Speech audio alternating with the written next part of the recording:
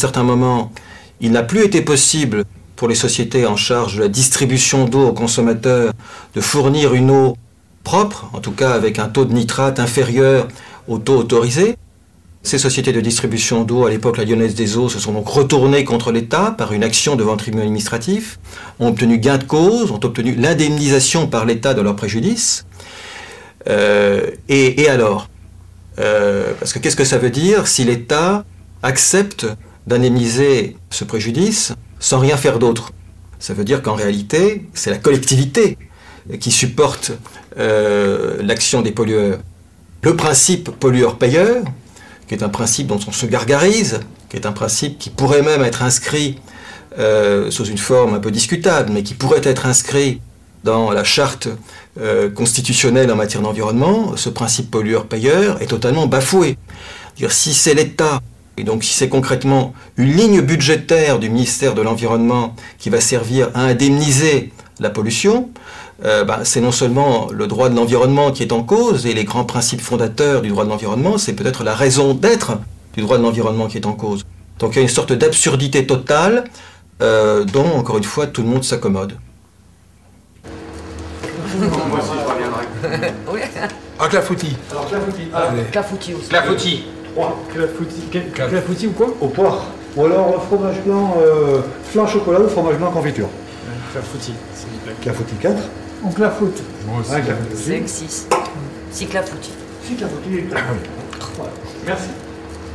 Voilà, Gérard habitait à côté de cet incinérateur et on s'était dit assez que quand il y aurait un copain qui avait un problème, qui avait un problème dans une région, on irait des gens d'autres régions, des militants d'autres régions, le soutenir. Et c'est ainsi que ce week-end du 15 mars 99, eh bien, on a été soutenir l'action de Gérard pour lutter contre une nuisance proche de chez lui, en l'occurrence un incinérateur. Et on y va le samedi, on fait une petite visite de la région, enfin c'est bien sympa, on est chez lui et tout, on voit cette immense usine cette usine à côté, etc. Il nous explique le fonctionnement, que ça empoisonne tout le monde et tout ça. À l'époque, il allait déjà rechercher sur Internet les dangers des dioxines et les normes très contraignantes qui existaient aux États-Unis et qu'en France, qui commençaient de s'appliquer. Les règlements, il nous explique que les règlements actuels même imposent l'arrêt de l'incinérateur, qu'il y a un comité de riverains qui s'est monté autour de Fumel, qui n'arrive pas à avoir l'arrêt de cet incinérateur. L'incinérateur ne connaît même pas ses pollutions.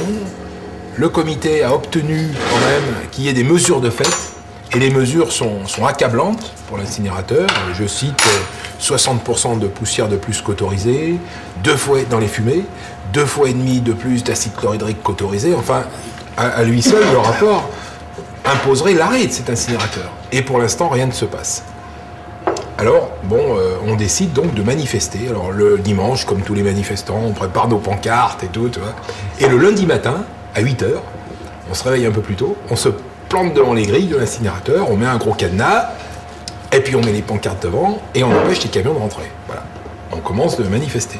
Alors évidemment, on explique tout ça aussi, parce qu'on essaye d'être médiatique. On a invité FR3 Aquitaine, la télé du coin, on a invité Sud-Ouest, on a invité les journaux, on a invité les conseillers municipaux d'opposition, et on est là, devant les grilles de l'incinérateur, en expliquant à tout le monde que l'association de chômeurs soutient Gérard pour l'arrêt de cet incinérateur. Voilà. Et puis on attend, et dans l'après-midi, c'est un petit peu tendu, et puis à un moment donné, on dit, écoutez, on va aller discuter avec le gérant de l'incinérateur et les représentants du truc. Et on obtient, ils se réunissent, tu vois, on obtient une entrevue. Et ils nous expliquent qu'évidemment, ils reconnaissent que ils savent bien, c'est polluant et tout ça, mais qu'ils n'ont pas d'autre solution pour l'instant. Enfin, en gros, je résume. Et que de toute façon, il est intolérable qu'on soit devant, qu'on ne règle pas les problèmes au jour le jour, comme ça et tout. Alors nous, on leur explique que ça fait longtemps qu'ils sont au courant, qu'il y a eu quand même des mesures qui ont été faites, qu'ils savent très bien que c'est polluant, que c'est dangereux pour la santé, que ça ne peut pas continuer. Alors là, ils nous disent, écoutez, l'incinérateur, de toute façon, il est prévu pour s'arrêter. Ah, on dit très bien, nous, on est là pour ça. Quand? La question, c'est quand vous allez l'arrêter. Nous, on veut que ce soit tout de suite. Ah, tout de suite, vous vous rendez pas compte, ça dépend du plan départemental des déchets. Vous savez, on fait du tri sélectif ailleurs. Ben non, ce que vous faites ailleurs, c'est très bien. Nous c'est là. Ils reconnaissent, évidemment, c'est le point noir, c'est bon. Mais on peut pas agir avant des années, enfin... On dit non, ça, ce que vous nous racontez, c'est inadmissible, c'est une question de santé publique, c'est une question de réglementation. Non, ça c'est bon, écoutez, nous on va rendre compte de ce que vous dites aux gens qui sont restés vers les grilles, c'est inadmissible, et on s'en va.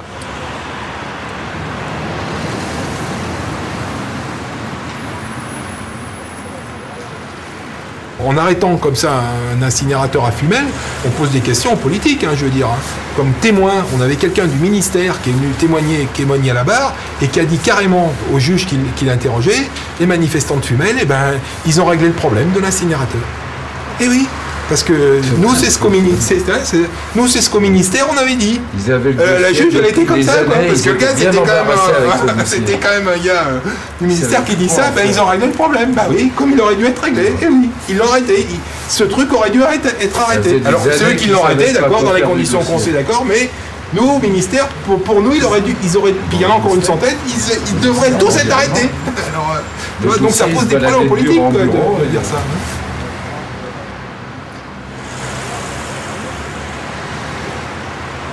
Nous, on refuse totalement le travail qui nous proposait, on en veut plus. Quitte à se faire radier, quitte à même plus toucher l'allocation chômage s'il faut. Nous, on a vraiment plus envie de travailler sur ce qu'ils nous proposent, quoi.